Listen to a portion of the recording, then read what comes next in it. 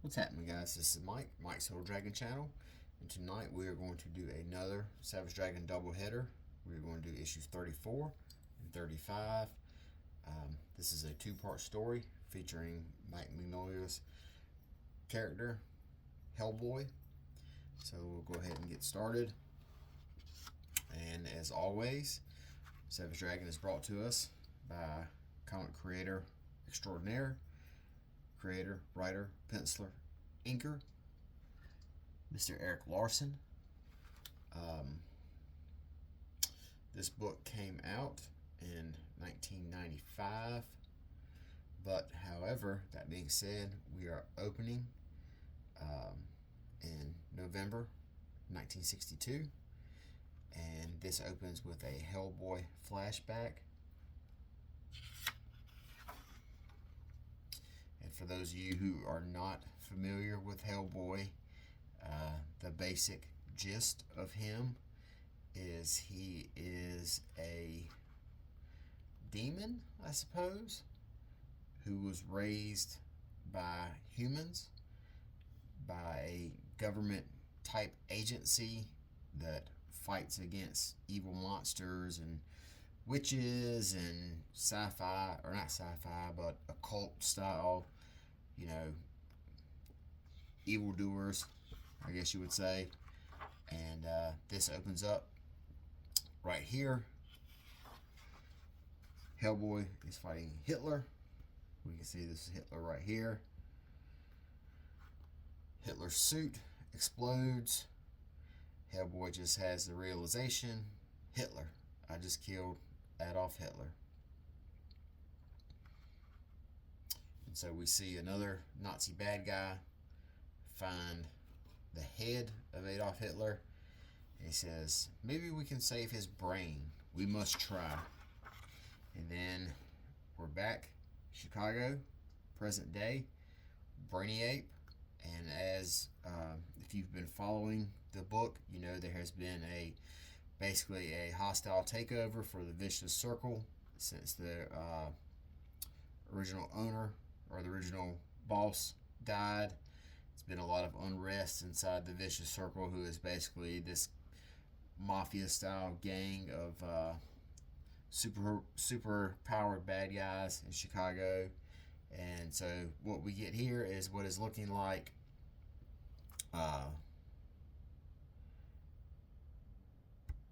Brainiac.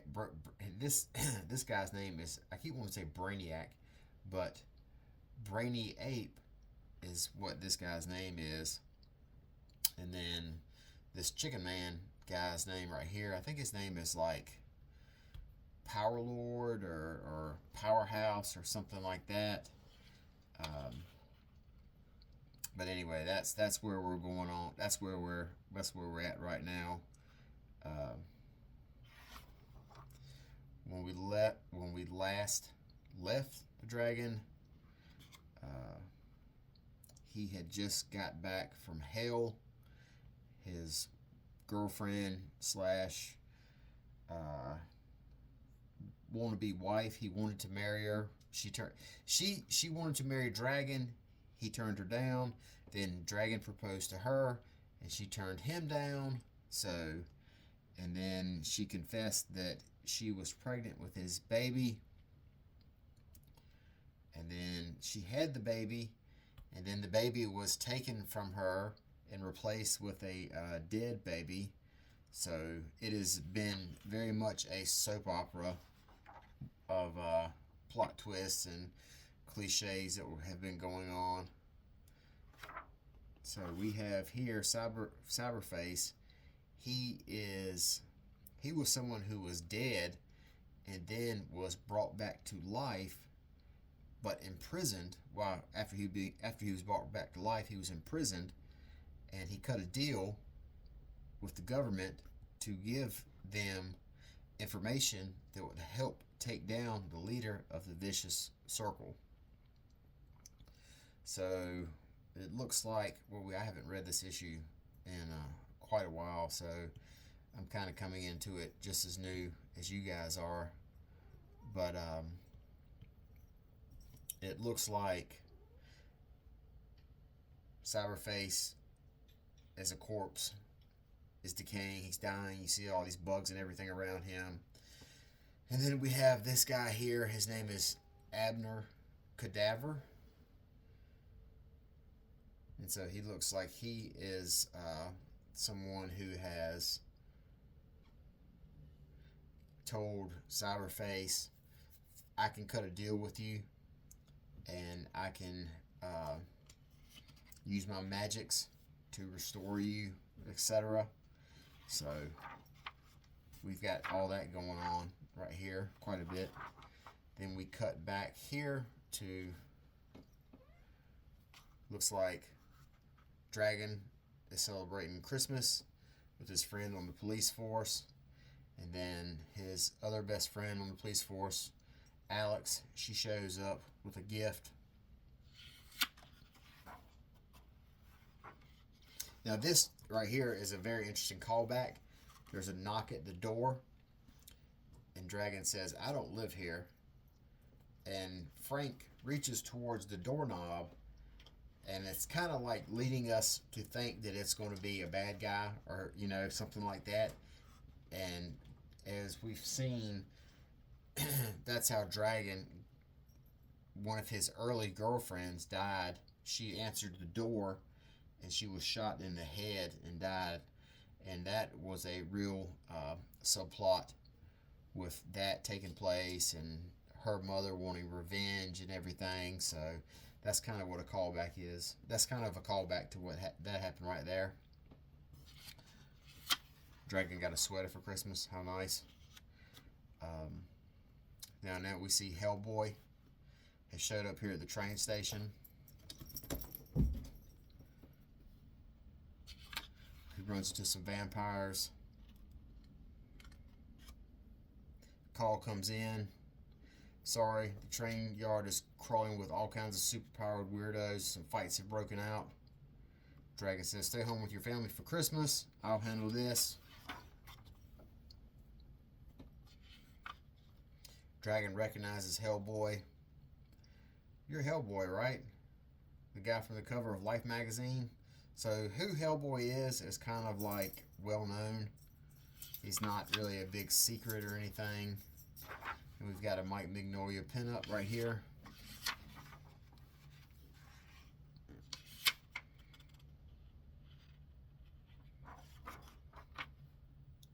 Wow, what a shot.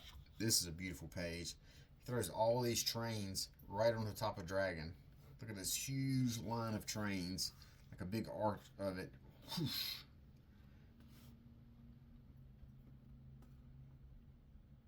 Hellboy grabs the mummy by the bandages, slams him on the ground, takes a flare gun, blasts him, setting off this gas tank here, causing this huge explosion.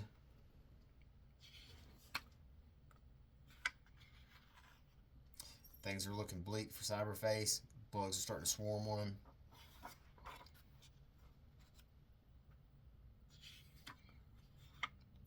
This is probably the first person that Dragon has met that he doesn't have a problem with.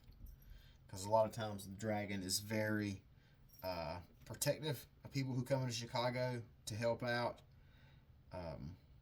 So it looks like it's kind of like a little bit of mutual respect right here. You know, game recognizes game, so to speak.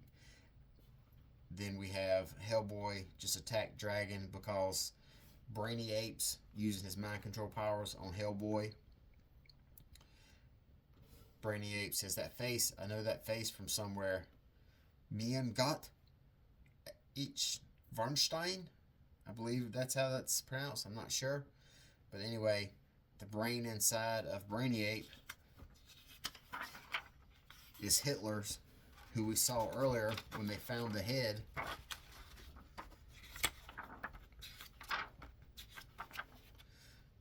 Maybe we can save his brain. We must try.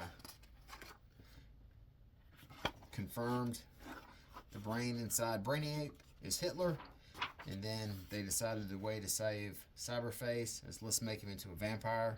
So that is a wrap up for issue number 34. We're here to the classic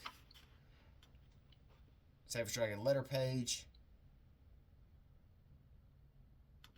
This has a letter from Dave Sim in here. If anyone ever wants to learn about someone who is quite a character, look up Dave Sim.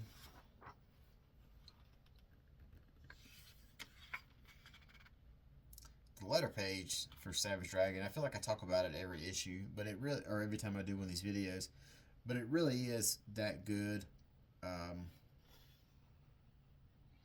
You know, this is like the blueprint of how letter pages should be. Everyone's just writing in incredibly long letters. You know, now no one basically messes with letter pages. Everyone takes to Twitter to compare their gripes.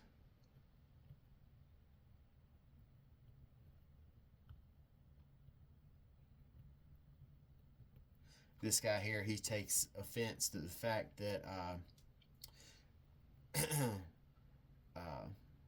the guy Phil, who a couple issues ago was dying of AIDS and took Dragon's blood to live, was a homosexual.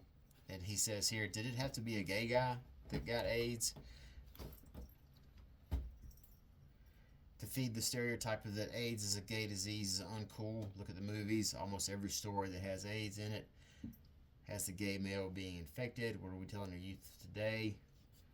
And then Larson responds to him in a very classy way. I'm reminded of a situation that went on when the Dragon cartoon was in the works. Somebody upstairs decided that Sergeant Bruce Robinson couldn't be black because he was fat and lazy, and that being fat and lazy was a black stereotype. Well, there were several other black characters that weren't fat and lazy, including Frank Darling, but that didn't seem to matter. They wouldn't budge, so Bruce Robinson was turned into Walt Gilroy. My point is, as long as these kind of people exist in reality, then I feel that they're perfectly acceptable characters to appear in these comics. Fat, lazy black cops exist. Black homosexuals with AIDS exist. Black hookers exist. Black cab drivers. He says cab, but I think it's supposed to be cab drivers.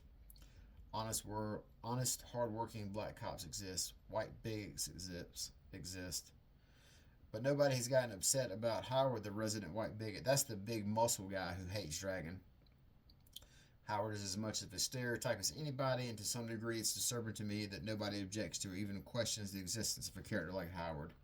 Trying to make things politically correct can make things really unrealistic. For instance, there are very few interracial gangs, but you never know that from reading comics or watching TV shows where editors or producers are so timid that they concoct these ridiculous gangs of toughs so that no one is really offended. Sorry to go off on a rant there. How about if I promise that somebody straight gets infected real soon?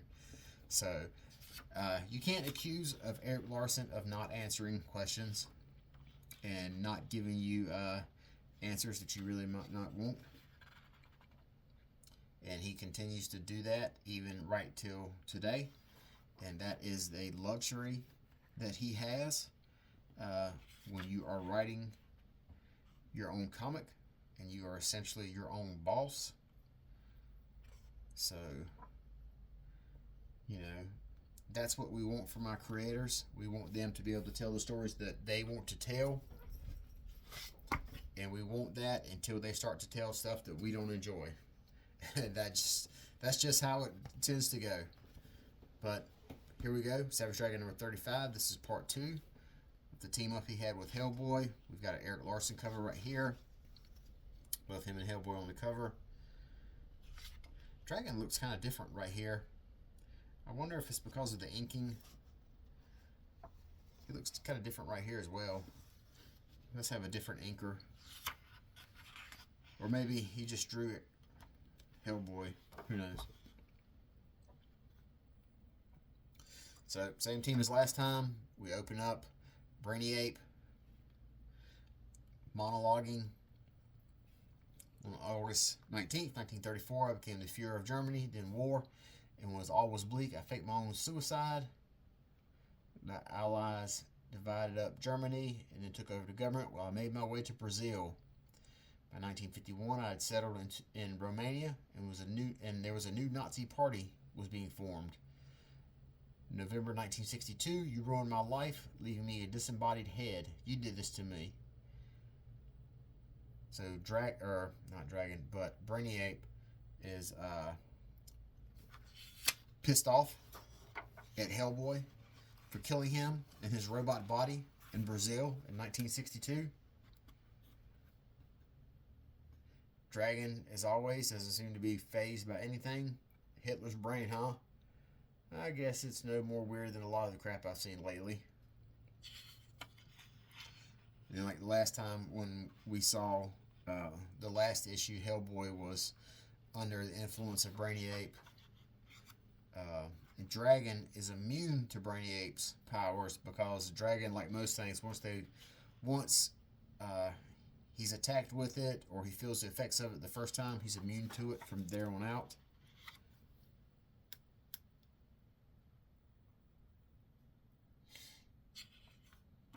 So they tried to turn Cyberface into a vampire, and they say perhaps it's his nature, his condition, a vampire's bite, not affect the undead. And then this zombie bad guy says, maybe I can turn him into a zombie, let me try. So Vicious Circle right now is kind of in a pickle. The leadership's up in the air. I don't really know where this big monster comes from. He just kind of shows up in the harbor. Super cool looking monster though. Something very Kirby Silver Ages.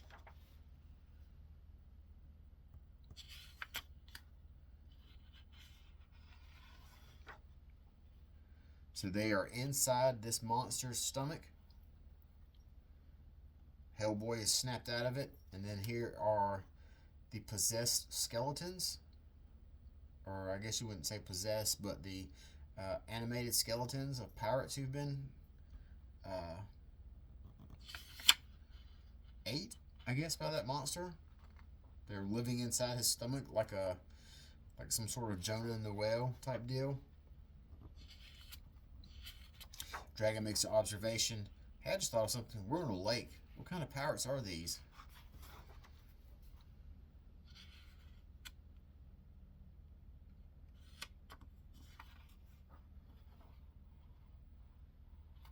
So this guy here, Abner Cadaver, he must have summoned that monster. And now he tells it to leave. Please go. We've got a cool pin-up here by Jay Lee. This is like a classic Jay Lee style pose. Look at that. Savage Dragon is just like he's yelling. And they have these really weird postures that Jay Lee was known for.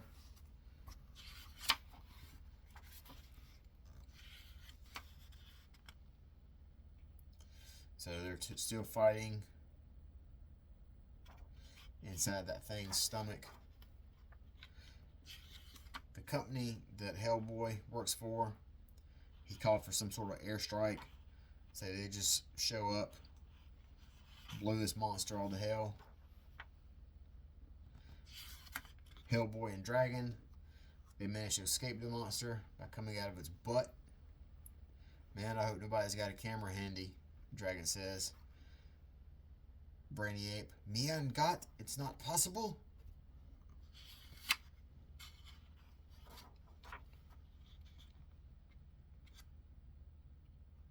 So Dragon gets a hold of Brainiape, starts beating the hell out of him, and he rips his fishbowl off. The brain jumps out, and now it's on the run. Hellboy couldn't hit water if he fell out the pier. Dragon tells me I can do better. Then he just throws the knife at him, and like Arnold Schwarzenegger style, stick around.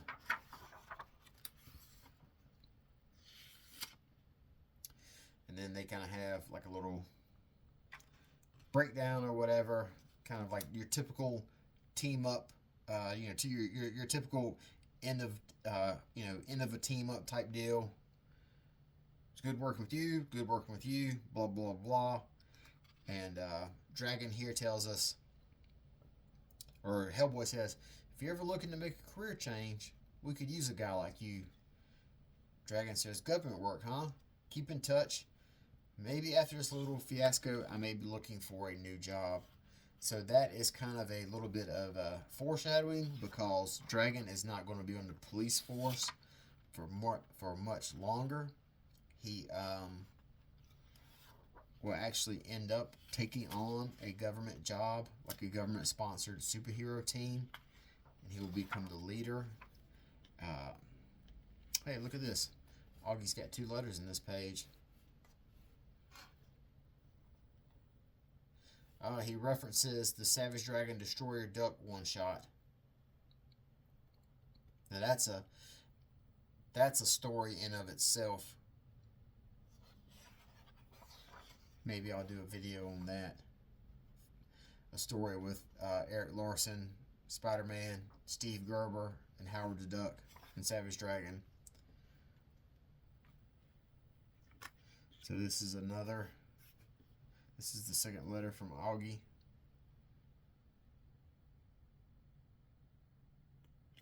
But in any case, that was Savage Dragon number 34 and 35.